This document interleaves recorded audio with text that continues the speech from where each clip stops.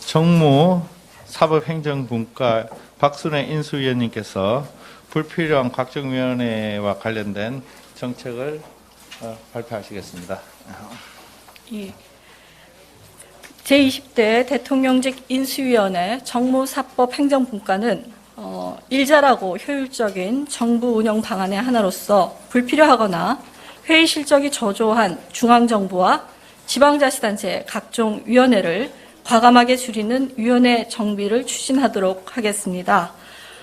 대상은 최근 3년간 연평균 2회 미만 개최위원회와 그리고 최근 1년간 미개최위원회 등 130여 개가 대상이 되겠습니다. 인수위 정무사법행정분과는 회의 미개최 형식적 운영 등으로 예산 낭비나 행정 불신을 초래한 위원회를 적극 통폐합하여 위원회가 내실 있게 운영되도록 다음과 같은 위원회 추진 방안을 구체적으로 마련하였습니다.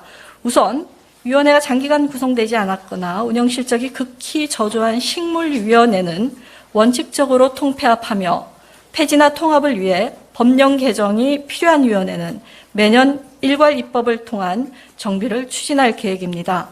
민간이 합동으로 진단반을 구성하여 운영 실태를 종합 진단한 후 위원회 존속 필요성 여부 등을 원점에서 재검토하여 위원회 정비 계획을 구체적으로 수립할 계획입니다. 지자체위원회도 매년 전수조사하여 실적이 없거나 저조한 위원회를 통폐합하도록 적극적으로 유도 및 지원해 나가도록 하겠습니다. 불효불급한 위원회의 신설은 최대한 억제해 나가고 부처가 위원회를 신설하는 경우에도 원칙적으로 모든 위원회에 존속 기간을 설정하는 것을 골자로 행정기관의 소속 위원회의 설치 운영에 관한 법률 개정을 추진하고자 합니다. 또한 대통령 또는 국무총리 소속 위원회는 각 부처 소속 위원회로 조정하여 위원회가 내각 중심의 책임 있는 정책 추진에 기여할 수 있도록 하겠습니다. 또한 행안부는 부처별 위원회 운영 실태와 정비 현황을 정기적으로 점검하여 그 결과를 국무회의에 보고하고 국민들께 투명하게 공개함으로써 위원회가 내실 있게 운영되도록 할 예정입니다. 새 정부는 위원회 정비와 아울러서 공무원 정원 관리 및 공공기관 개혁을 적극적으로 추진하여 일 잘하는 효율적인 정부를 구현하고 국민의 세금과 국정 자원을 낭비하지 않도록 하겠습니다. 예, 질문 받겠습니다. 예, 매일경제 나현준 기자입니다. 그 130여 개 정도 위원회 통폐합하신다고 했는데 일자리 위원회 같은 것도 포함이 되는지 궁금합니다. 일자리 위원회는 현재 지금 말씀하신 기준에는 해당이 되지 않습니다만은 목적을 검토해서 우리 국정 과제와 부합하지 않는 경우에 일몰제를 적용하거나 해서 정비해 나갈 계획입니다.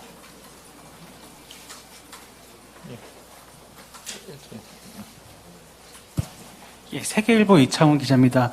그 위원회 숫자가 많은 것도 문제지만 위원회 선발에 대한 부분도 혹시 좀 검토를 하고 있는지요? 예를 들어 서울시에서도 사전에 앞서 지금 각종 이제 민간 들어와 있는 위원회를 이제 좀 폐지하고 통폐합하겠다고 했는데 위원회의 위원 구성 그리고 선발 과정에 대한 부분도 뭐 개선을 하겠다고 하길래 이 부분은 좀 어떻게 보시고 있는지요?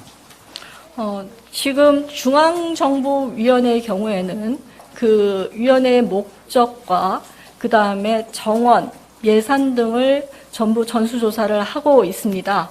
그리고 그 위원회의 선발 과정이라고 사실 하는 것은 사실은 지방자치단체의 경우에 자치단체장이 거기에 부합하는 전문성을 기준으로 선발을 하고 있는데요. 그 부분까지 어떤 행안부에서 뭔가 직접적인 개입은 어렵겠지만은 아마 일괄적으로 위원회 선정 방안 내지는 기준에 대해서는 지침을 내려드릴 수 있을 것 같습니다. 그래서 관계부처와 아마 협의해서 지방자치단체들과도 유기적으로 위원회 정비 방안을 마련하도록 하겠습니다. 예, 여기. 네, 서울경제 조지원 기자입니다. 현 정부의 위원회 정리뿐만 아니라 새 정부의 위원회 출범 및 뭐 관리에 대해서도 방안이 있으신지 궁금합니다.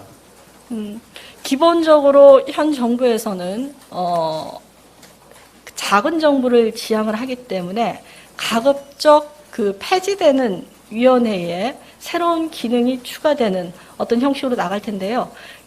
각 위원회가 법과 연계되어 있어서 실질적으로 그 법이 개정되지 않는 한 쉽지는 않을 상황입니다. 그래서 여러 가지 중복위원회, 유사위원회의 국정과제와 맞는 새로운 어떤 그 목적 내지는 업무가 부여됨으로써 위원들도 구성이 되고 한다라면 충분히 우리 국정과제를 추진할 수 있는 동력으로 한 2년 정도는 함께 갈 수 있을 것으로 보고 만약 일괄 입법이 추진된다라고 한다라면 충분히 새로운 위원회의 신설이 가능해질 수 있지 않을까. 그러나 전체적으로 위원회의 숫자가 기존 위원회 수보다 늘지는 않을 것이다라는 점을 말씀드리겠습니다. 한 분만 더.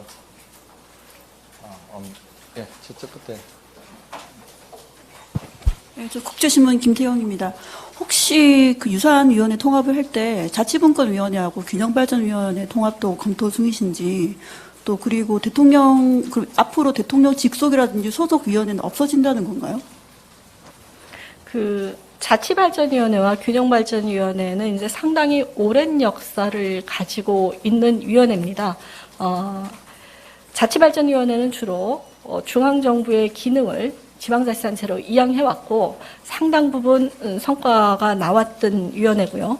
균형발전위원회도 이제 독자적인 어떤 고유의 목적을 가지고 있는 위원회라서 아직까지는 두 위원회에 대한 통합 논의는 이루어지지 않았지만 만약에 두 위원회 간에도 어떤 충분히 통합으로서 시너지 효과를 낼 수가 있다라고 한다라면 대상이 굳이 안 될 이유는 없다라고 생각을 하고 있습니다.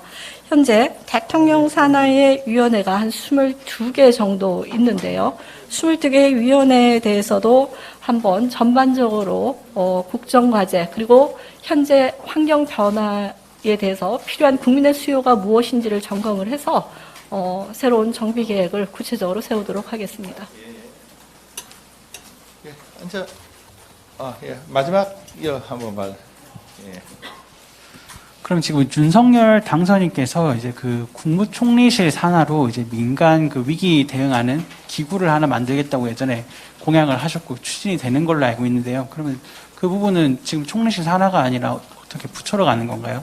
왜냐하면 그 기구가 여러 부처들의 좀 나눠진 이런 뭐 현안들, 그러니까 범부처가 대응해야 될 현안을 총리실 산하에서 두고 이렇게 추진을 하겠다라고 밝힌 공약인데요. 현재 총리실 산하에 한 50여 개 이상의 위원회가 있습니다. 근데 말씀하신 것처럼 반드시 각 부처가 협의와 조정이 필요한 필수적인 위원회는 아마 새로 남겨두거나 당선인께서 공약으로 약속을 하신 위원회의 경우에는 기존 위원회가 폐지될 경우에 신설되고 조금 전에도 말씀드렸듯이 그 사이에 위원회의 역할이 필요할 경우는 기존 위원회의 유사한 위원회에 그 기능을 아마 부과하는 형태로 저희가 투트랙으로 진행을 하려고 계획 중입니다. 마치죠. 예.